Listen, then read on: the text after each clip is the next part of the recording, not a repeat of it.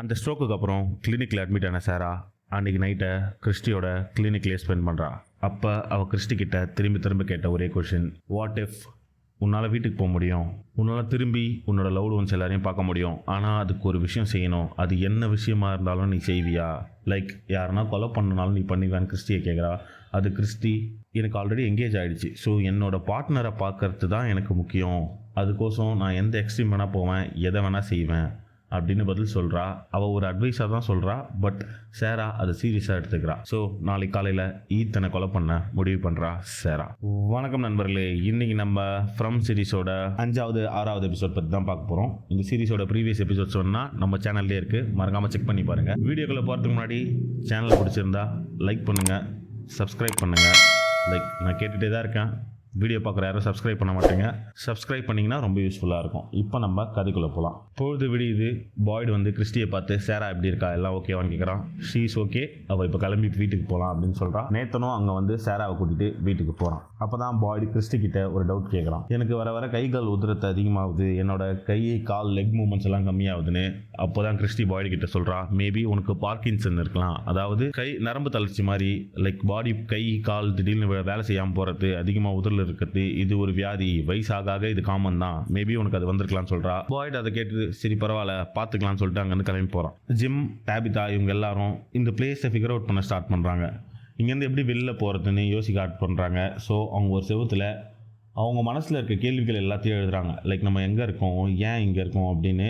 இவங்க அதை figure out பண்ண ட்ரை பண்ணிட்டு இருக்க சொல்லவே ஜேடு ரேடியோ எடுத்துகிட்டு அங்கேயும் இங்கேயும் சுற்றிட்டு இருக்கான். அப்போ டவுனுக்குள்ளே ஒரு பொண்ணு அவனை பார்த்து, நீ அந்த 2 காரில் வந்த காய் தானேன்னு கேட்குறா. அப்போ தான் ஜேடுக்கு ஒரு ஐடியா வருது, நம்ம காரில் இருக்க ஒயர்ஸ் எல்லாத்தையும் எடுத்து, காரில் இருக்க பேட்டரி எடுத்து இந்த ரேடியோவை பவர் பண்ணி இது சிக்னல் வருதா பார்க்கலான்னு சொல்லிட்டு போய் காரில் இருக்க ஒயர்ஸையும் பேட்டரியையும் எடுக்கிறான். பேட்டரி எடுக்கலான்னு காருக்கு போயிட்டு இருந்த ஜேடு போகிற வழியில் பார் இருக்கிறத பார்க்குறான். வாட் த ஃபக், இந்த ஊருக்குள்ளே பார் இருக்கான்னு சொல்லிட்டு பார்க்குள்ளே போகிறான். அங்கே தான் நம்ம பார் டெண்டரை மீட் பண்ணுறோம். அவன் தான் அங்கே சரக்கு தயாரிக்கிறவன், அந்த பாரை ரன் பண்ணுறவன். அவங்ககிட்ட போய் ஜேடு, எப்படி இவ்வளோ காமாக உன்னால் இங்கே ஒரு பாரை ரன் பண்ண முடியுதுன்னு கேட்குறான். அதுக்கு அவன் சொல்கிற பதில், உன்ன மாதிரி நானும் இங்கே வந்தப்போ என்ன ஒரு மெயின் கேரக்டராக தான் நினச்சேன், நானும் என்னால் இதை சால்வ் பண்ணி வெளில போக முடியும், இது ஒரு பசில் அந்த மாதிரி தான் நினச்சேன், பட் ரியாலிட்டியை ஒரு கட்டத்துக்கு மேலே அக்செப்ட் பண்ணி தான் ஆகணும், நம்மளால் இங்கே பண்ண முடிஞ்சது எதுவுமே இல்லைன்னு நான் அக்செப்ட் பண்ணிக்கிட்டேன், அதனால் இப்படி இருக்கேன் அப்படின்னு சொல்கிறான். ஜேட், நான் அப்படி கிடையாது, என் லைஃப் ஃபுல்லாக நான் ப்ராப்ளம் சால்வ் பண்ணி தான் வளர்ந்துருக்கேன், இந்த ப்ராப்ளமையும் நான் சால்வ் பண்ணுவேன்னு சொல்லி அங்கேருந்து கிளம்பி கிளினிக்லேருந்து கிளம்புன சாரா நேராக ஜிம் வீட்டுக்கு தான் போகிறான். அங்கே போய் ஈத்தன் கிட்ட ஃப்ரெண்ட்லியாக பேசுகிறா, அவங்க கூட ஊஞ்சலில் விளையாடுறா. அப்படியே கொஞ்சம் நேரம் கழிச்சு டாபிதா கிட்ட, வாங்கலாம் நம்ம வேணால் ஃபார்ம் ஹவுஸ் வரைக்கும் போயிட்டு வருவோம், நம்மக்கிட்ட இருக்க அனிமல்ஸ்லாம் போய் பார்க்கலான்னு சொல்லி பேசி ஈத்தனையும் டாபிதாவையும் கூட்டிகிட்டு ஃபார்ம் ஹவுஸுக்கு போகிறான். அதே சமயத்தில் நேத்தன் ஃபாதர் கேத்ரி கிட்ட போய், நான் உங்ககிட்ட ஒரு விஷயத்தை கன்ஃபர்ஸ் பண்ணணும்னு சொல்கிறான். அதுக்கு ஃபாதர் கேத்ரி என்னன்னு கேட்க நேத்தன் அங்கே தான் ஒரு விஷயத்தை கன்ஃபர்ஸ் பண்ணுறான். அன்னைக்கு நைட்டு கதவை திறந்து விட்டது சாரா தான். சாராவால் தான் கென்னியோட அப்பா செத்தாரு, அதுக்கு காரணம் சாரா தான் சொல்கிறா. ஃபாதர் கேட்ரி ஏன் அவன் அப்படி பண்ணான்னு கேட்கறதுக்கு சாராவோட மைண்டுக்கு வாய்ஸஸ் கேட்குது. அது அவளுக்கு சில விஷயங்களை பண்ண சொல்லுது, இதை பண்ணால் நான் அவனை வீட்டுக்கு அனுப்புறேன்னு சொல்லுது, அதனால அவள் இதெல்லாம் பண்ணுறான்னு நேத்தன், அதாவது சாராவோட அண்ணன் ஃபாதர் கேட்ரி கிட்ட சொல்கிறான். கேட்ரி இதை கேட்டு அலறி வச்சுட்டு, எங்கே இருக்கா சாரா, இப்போ அவளால் வேற எதுக்குன்னா ஆபத்து வந்துட போகுதுன்னு சொல்லிட்டு தேடி ஓடுறாங்க. அவள் ஈத்தனை கூட்டிட்டு ஃபார்ம் ஹவுஸுக்கு போயிட்டு இருக்கா. அதே சமயம் பாய்டு அவன் ஒய்ஃபோட கல்லறைக்கு போகிறான். கல்லறைக்கு போய், இந்த பிளேஸ்லேருந்து நான் வெளில போகிறதுக்கு என்ன பண்ணணும்னு எனக்கு தெரில, என் உடம்பு இப்போ கொஞ்சம் கொஞ்சமாக ஃபெயில் ஆகிட்டுருக்கு, ஸோ நான் எதனா ட்ரை பண்ணி தான் ஆகணும், இங்கே இருக்க மக்கள் எல்லாத்தையும் வெளில கொண்டு போய் தான் ஆகணும்னு சொல்லிட்டு பேசுகிறான். அது மட்டும் இல்லாமல், நீ இந்த பிளேஸில் தான் இருக்க, இன்னும் உன்னோட சோல் இங்கே தான் இருக்குன்னா எனக்கு எதனா சிக்னல் கொடு, லைக் நான் ஒரு அட்வென்ச்சர் பண்ணலான்னு இருக்கேன். அன்னைக்கு நைட்டு ஐவியில் அந்த தாயத்தை ஒர்க் ஆச்சு, இது வரைக்கும் நம்ம வீட்டில் மட்டும்தான் அதை யூஸ் பண்ணிட்டு இருந்தோம், பட் அது ஐவியில் ஒர்க் ஆச்சு, அப்போனா நான் இந்த காட்டுக்குள்ளே போக முடியும், நைட்டு ஒரு டென்ட் வச்சு அந்த தாயத்தை மாட்டி என்னால் ஸ்டே பண்ண முடியும், இந்த காட்டை எக்ஸ்ப்ளோர் பண்ண முடியும், நான் எவ்வளோ தூரம் போக முடியுமோ அவ்வளோ தூரம் போக போகிறேன், ஸோ நான் பண்ண போகிறது சரியா தப்பான்னு எனக்கு ஒரு சிக்னல் கொடுன்னு அவன் ஒய்ஃப் கல்லறை கிட்ட உட்காந்து எமோஷனலாக பேசிட்டு அங்கேருந்து கிளம்பி போகிறான். போகிற வழியில் தான் ஃபாதர் கேத்ரியும் நேத்தனும் சாராவை தேடிட்டு விட்டுருக்காங்க. ஸோ பாய்டும் என்ன ஆச்சுன்னு சொல்லி அவங்க கூட சேர்ந்து சேராவை தேடுறான். சேரா ஃபார்மில் ஈத்தனை வச்சு விளையாடிட்டு இருக்கா. அங்கே இருக்க கோழி, ஆடு கூடலாம் டாபிதாவும் பக்கத்தில் தான் இருக்கா. அப்போ சேரா டாபிதா கிட்ட ஒரு விஷயத்த சொல்கிறா, நீ எப்போனா நைட்டு இல்லை சன் டவுன் ஆனதுக்கப்புறம் இந்த ஊரில் மாட்டிக்கிட்டா என்ன பண்ணுவேன், இதுக்கு முன்னாடி இந்த ஊரில் டாலிஸ்மன் இல்லை, அதாவது தாயத்து இல்லை, அப்போது பீப்புள் எல்லாருமே ஒவ்வொரு ஐடிங் ஸ்பாட் கிரியேட் பண்ணி வச்சுருந்தாங்க, அங்கே தான் ஒளிஞ்சு நைட்டு ஃபுல்லாக வாழ்வாங்க, அந்த ஐடிங் ஸ்பாட்லாம் தெரிஞ்சு வச்சுக்கிட்டா உனக்கு யூஸ்ஃபுல்லாக இருக்குல்ல, இங்கே கூட ஒரு ஐடிங் ஸ்பாட் இருக்குது, நான் உனக்கு காட்டுறேன்னு சொல்லி டாபிதாவை மட்டும் தனியாக கூட்டின்னு போய் வச்சு அந்த ஐடிங் ஸ்பாட்லேயே பூட்டிட்டு வெளில கத்தியோட வரா சேரா, ஈத்தனை கொலை பண்ணேன். ஈத்தன் கிட்ட போய் இது எல்லாமே நான் நன்மைக்கு தான் பண்ணுறேன், இதை பண்ணால் நம்ம எல்லாருமே வீட்டுக்கு போகலாம் அப்படின்னு பேசி அவனை கழுத்து அறுக்க போகிறா. அந்த டைமில் கரெக்டாக நேத்தனும் ஃபாதர் கேட்ரி பாய்டு எல்லாரும் அங்கே வந்துடுறாங்க. நேத்தன் சாராவை சமாதானம் பண்ணுற மாதிரி பேசி அவள் கையில் இருக்க கத்தியை வாங்க ட்ரை பண்ணுறான். ஆனால் சாரா பதட்டத்தில் நேத்தன் கழுத்தையே அறுத்து அவள் அண்ணனையே கொன்னுடுறான். இதனால கலங்கி போன சாரா அங்கேயே உட்காந்து அழறா. எல்லாரும் இதை பார்த்து ஷாக் ஆகுறாங்க. ஈத்தன் அங்கேருந்து தப்பிச்சு ஓடிடுறான். ஈத்தன் அங்கேருந்து தப்பிச்சு காலனி ஹவுஸை நோக்கி ஓடி போகிறான். ஜூலி அவனை பார்த்து திரும்ப கூட்டிகிட்டு வரா. அந்த இடத்துக்கு வந்த ஜிம் டாபிதாவை ரிலீஸ் பண்ணுறான். ஸோ அவங்க ஃபேமிலியில் யாருக்கும் அதுவும் ஆகலை. பட் நேத்தன் செத்துட்டான்றத கிறிஸ்டி கன்ஃபார்ம் பண்ணுறான். இதை பார்த்து மொத்த டவுனே ஷாக் ஆகுது. சாரா ஏன் இப்படி ஒரு விஷயத்த பண்ணோம், அவள் ரொம்ப நல்லா பொண்ணாச்சேன்னு. பாய்டு, ஃபாதர் கேட்ரி எல்லாருமே ஷாக்கில் இருக்காங்க. ஜிம் பாய்டு கிட்ட போய், இங்கே இனிமேட்டு என்னால் யாரையுமே நம்ப முடியாது, நம்ம எல்லாரும் ஒரே ஃபேமிலின்னு சொன்னேன், நான் அவளை நம்பி என் குழந்தைகிட்ட விட்டேன், இப்போ அவள் என் குழந்தைய கொலை பண்ண வந்துட்டா, இனிமேட்டு நான் யாரையும் நம்ப முடியாதுன்னு சொல்லி அங்கேருந்து எல்லாரையும் கூட்டிகிட்டு போகிறான். ஜூலி ஈத்தனை சமாதானம் பண்ணி அவனுக்கு ரொம்ப பிடிச்ச புக்கான குரானிக்கல் புக்கை படிக்கலாம் வான்னு சொல்லி கூப்பிட்டு போயிடுறா. டாபிதா ஜிம்மை கூப்பிட்டு அந்த செவுத்து ஃபுல்லாக எழுதி வச்சிருக்க நிறைய ஐடியாஸில் ஒரு விஷயத்தை எழுதுறா. நம்ம உண்மையிலே அந்த கார் கிராஷ்லேருந்து உயிரோட பொழைச்சோமா, இல்லை நம்ம செத்துட்டோமா, இல்லை நம்ம கோமாவில் இருக்கோமா, இது எல்லாமே ஒரு ட்ரீமா அப்படின்ட்டு. இந்த பக்கம் கிறிஸ்டி பாய்டை டைனருக்கு கூப்பிட்றா. அங்கே போய் கிறிஸ்டியை மீட் பண்ணால் கிறிஸ்டி ஒரு விஷயத்த சொல்கிறா. நேற்று நைட் அவன் என்கிட்ட இந்த மாதிரி பேசிட்டு இருந்தா, லைக் என்ன வேணால் பண்ணலாமா வீட்டுக்கு போகிறதுக்கு, அதாவது இந்த இடத்த விட்டு வெளில போகிறதுக்குன்னு. பட் அவள் இப்படி ஒரு விஷயத்த பண்ணுவான் நான் கொஞ்சம் கூட எதிர்பார்க்கல, எனக்கு இப்போ ரொம்ப கில்ட்டாக இருக்குன்னு சொல்லிட்டு பாய்டு, இது இங்கே நடக்கிற எல்லாத்துக்கும் நீ காரணம் இல்லை, அவள் இப்படி பண்ணுவான்னு தெரிஞ்சா நீ இப்படி சொன்ன, இல்லை ஸோ ஃப்ரீயாக விடுன்னு சொல்லி அந்த மேட்டரை அங்கேயே பேசி முடிக்கிறான். அது மட்டும் இல்லாமல் அவன் இந்த மாதிரி ஒரு அட்வென்ச்சருக்கு போகிறதையும் கிறிஸ்டி கிட்ட சொல்கிறான். அவ்வளோதான் நண்பர்களே, இதோட 5வது எபிசோட் முடியுது. இப்போ 6வது எபிசோடில் என்ன ஆகுதுன்னு பார்ப்போம். 6வது எபிசோடோட ஓப்பனிங்கில் நேத்தனை புதைக்கிறாங்க. சர்ச்சில் அவனுக்கு ஒரு ஃபியூனரல் நடக்குது. இந்த பக்கம் ஜேடு கண்ணில் பற எல்லா காரில் இருக்க ஒயரையும் கட் பண்ணி எடுத்துகிட்டு இருக்கான். அதே சமயம் டாபிதா அவள் வீட்டில் கிடச்ச சில பைபிளோட ரைட்டிங்ஸ் எடுத்துகிட்டு போய் இது யார் எழுதுறதுன்னு ஃபாதர் கேட்ரி கிட்ட கேட்குறா. அதுக்கு ஃபாதர் கேட்ரி, இதை நான் எழுதுனது தான், இந்த ஊரில் ஒரு பைபிள் கூட இல்லை நான் இங்கே வர சொல்ல, ஸோ இது என்னோட மெமரியிலேருந்து நான் எழுதின பைபிள்னு சொல்கிறா. டாபிதாவும் அந்த பைபிளை ஃபாதர் கேட்ரி கிட்ட கொடுக்குறான். ஃபாதர் இப்போ டாபிதாவை கேட்குறான், உண்மையை சொல்லு, நீ இங்கே எதுக்கு வந்தேன்னு. அதுக்கு டாபிதா சாரா என்ன ஆனான்னு கேட்குறான். சாரா காட்டுக்குள்ளே தப்பிச்சு ஓடிட்டா, அவளை இன்னும் கண்டுபிடிக்க முடியல, கண்டுபிடிச்சோன்னே உனக்கு இன்ஃபார்ம் பண்ணுறோம் அப்படின்னு சொல்லிவிட்டு டாபிதாவை அனுப்பி வச்சுட்டு ஃபாதர் கேட்ரி பேஸ்மெண்ட்டுக்குள்ளே போனான். சாராவை அவன் தான் கட்டி போட்டு வச்சுருக்கான். அவன் சாரா கிட்ட போய், உனக்கு இல்லை இருக்கிறது என்னன்னு எனக்கு தெரியாது, அது ஒரு ஈவில் ஃபோர்ஸாக கூட இருக்கலாம், இல்லை நல்ல விஷயமாக கூட இருக்கலாம், அது இந்த இடத்தோட ஒரு பார்ட், அதை வச்சு என்னால் இந்த இடத்த சால்வ் பண்ண முடியும்னா நான் அதையும் பண்ணுவேன், ஸோ நம்ம 2 பேர் சேர்ந்து தான் இந்த பஸ்ஸில் சால்வ் பண்ண போகிறோம், நீ என் கூட கோஆர்டினேட் பண்ணுன்னு சொல்லி சாரா கிட்ட பேசுகிறான். இன்னொரு பக்கம் பாய்டு கென்னியை கூப்பிட்டு அவன் இந்த மாதிரி காட்டுக்குள்ளே போகிற விஷயத்த சொல்கிறான். இதை கேட்டு கென்னி செம்ம கோவம் ஆகிறான். ஏன்னா இப்போ தான் அவங்க அப்பா செத்துட்டாரு, சாரா இந்த மாதிரி பண்ணிட்டா, இப்போ பாய்டும் போயிட்டானா எல்லாமே ஏடா கூடமாக போயிடும். ஸோ அவன் கென்னி பாய்டு கிட்ட சொல்கிறான், நம்ம பீப்புள் லூஸ் பண்ணிகிட்டே இருக்க முடியாது, இந்த மாதிரி இங்கே இருக்க ஸ்ட்ரக்சரே இதுவாகிடும்ட்டு. பாய்டு ஆனால் அதை கேட்காம, எனக்கு எதனா ஆச்சுன்னா நீ தான் இந்த டவுனை பார்த்துக்கணும்னு சொல்கிறான்.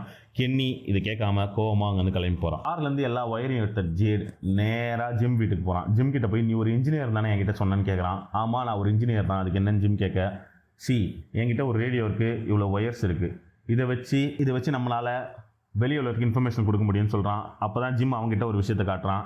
இந்த ஒயருக்குள்ளே எதுக்குள்ளேயுமே காப்பரே இல்லை, இந்த ஒயர் எல்லாமே எம்டியாக இருக்குது, இங்கே இருக்க எந்த பவர் சாக்கெட்லையுமே கரண்ட்டே இல்லை, ஆனால் இது எப்படி இங்கே இருக்க கரண்ட் விஷயம்லாம் ஒர்க் ஆகுதுன்னு எனக்கு தெரிலன்னு. அதுக்கு ஜேட் சொல்கிறான், நீ இப்போ தான் இதுக்கே வரியா, இந்த விஷயத்தை கண்டுபிடிச்சி இங்கே இருக்க ஒயர்லாம் வேலைக்கு ஆகாதுன்னு தான் நான் காரில் இருக்க ஒயர்லாம் எடுத்துகிட்ருக்கேன், என்னோட காரு உன்னோட ஆர்வி ரெண்டுமே ஊருக்கு வெளில இருக்குது, வா அங்கே போய் அதில் இருக்க ஒயர்லாம் எடுக்கலாம்னு சொல்லிட்டு ஜிம்மை கூப்பிட்றான். டாபிதாவும் சரி நீங்கள் போங்க, நான் இங்கே எப்படி கரண்ட் வருதுன்றதை நான் கண்டுபிடிக்கிறேன்னு சொல்லிட்டு சொல்கிறான். ஸோ அங்கேருந்து கிளம்பி போன ஜிம்மும் ஜேடும் அவனோட ஆடி காரில் அந்த ஒயர்ஸ் எல்லாத்தையும் எடுத்துக்கிட்டு அதுலேருந்து பேட்டரியும் எடுத்துக்கிட்டு ஒரு மரத்துக்கு போகிறாங்க. அங்கே போய் மேலே ஒரு ஆண்டனாவை செட் பண்ணி கீழே பேட்டரியில் அதை கனெக்ட் பண்ணி சிக்னல் வருதான்னு கண்டுபிடிக்க ட்ரை பண்ணுறாங்க. ஆனால் இதை பண்ண சொல்ல ஜேட் ஜிம் கிட்ட நெக்கலாக பேசிடுறான். நான் எவ்வளோ பெரிய புத்திசாலி, ஆனால் கடைசியில் உன்ன மாதிரி ஒரு சின்ன இன்ஜினியர் ஒர்க் பண்ணுற மாதிரி நிலமை வந்துச்சுன்னு இதை கேட்டு ஜிம் கோச்சுன்னு போகிறான். ஜேட் அவங்ககிட்ட போய், சாரி நான் தெரியாமல் இந்த மாதிரி பேசிட்டேன், பட் எனக்கு உன்னோட ஹெல்ப் வேணும், உனக்கு மட்டும்தான் நான் என்ன சொல்கிறேன்றது புரியுது, நம்மளால் இதை ஃபிகர் அவுட் பண்ண முடியும்னு சொல்லி அவங்க மேலே ஆண்டனாவை செட் பண்ணி கீழே கனெக்ஷன் கொடுத்து சிக்னல் வருதான்னு பார்க்குறாங்க. ஆனால் அதை பார்க்கறதுக்குள்ளே ஜேடுக்கு மறுபடியும் அந்த சிம்பிள் கண்ணு முன்னாடி வந்து அலர்ஸ்னேஷனா இந்த ஓட்டி அந்த மரம் ஃபுல்லாக பணம் கட்டி தொங்க விட்டுருக்காங்க. அவன் கண்ணுக்கு சிவில் வார் சோல்ஜர்ஸ் தான் தெரியுறாங்க அவனை ஷூட் பண்ணுற மாதிரி. இதை பார்த்து அலறி அடிச்சு ஜேடு அங்கேருந்து ஓடிடுறான். ஜிம் கூப்பிட நிற்காம. பட் சரி அவன் போகிறான் நம்ம இதை கண்டினியூ பண்ணலான்னு சொல்லிட்டு கீழே வந்து அந்த ரேடியோவை செக் பண்ணால் ஜிம்முக்கு ஸ்டாட்டிக் சிக்னல் கிடைக்குது. ஸோ இங்கே சிக்னல் கிடைக்குதுன்னா நம்ம இன்னும் ஹைட்டான பிளேஸுக்கு போனால் இந்த ரேடியோ ஒர்க் பண்ண வைக்க முடியும் அப்படின்னு நினச்சிட்டு அங்கேருந்து கிளம்புறான். இந்த பக்கம் இந்த ஒயர்ஸ் எல்லாமே கிரவுண்டுக்கு தான் போகுது. ஸோ கிரவுண்டை நோண்டி பார்த்தா தான் நமக்கு என்ன இருக்குன்னு தெரிஞ்சுக்கிட்ட டேபிதா அதுக்கு உண்டான சப்ளைஸ் எடுக்கிறதுக்கோசம் டைனருக்கு போகிறான். ஏன்னா கென்னியோட அம்மா தான் டவுனோட மொத்த சப்ளையும் மேனேஜ் பண்ணுறவங்க. அவங்ககிட்ட இருந்து மண்வெட்டி இந்த மாதிரி கடப்பாறை இந்த மாதிரி ஐட்டம்ஸ்லாம் வாங்கலான்னு போகிறா. அங்கே ஒரு வித்தியாசமான விஷயத்தை பார்க்குறா, ஒரு பிரேஸ்லெட். அந்த பிரேஸ்லெட் அவள் ஹஸ்பண்டுக்கு அவள் செஞ்சு கொடுத்தா அதே பிரேஸ்லெட். அது எப்படி இங்கே வந்ததுன்னே அவளுக்கு தெரில. அவள் ரொம்ப கன்ஃபியூஸ் ஆகிறா. ஸோ அதை எடுத்துகிட்டு வீட்டுக்கு போய் ஜிம் வர வரைக்கும் வெயிட் பண்ணாமல் பேஸ்மெண்ட்டில் போய் அந்த இடத்த நோண்ட ஆரம்பிக்கிறான். அங்கே வந்து ஜிம் நீ என்ன பண்ணிருக்கன்னு கேட்குறான்.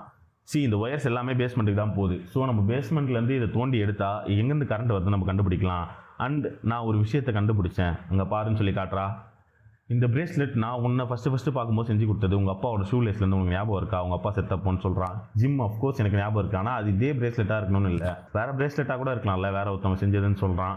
அதுக்கு டேபிதா இல்லை இங்கே பாரு, இங்கே ஒரு இடத்துல உடஞ்சிருக்குல்ல, இது உடஞ்சது கூட எனக்கு நல்லா ஞாபகம் இருக்குது, இது அதே பிரேஸ்லெட் தான்.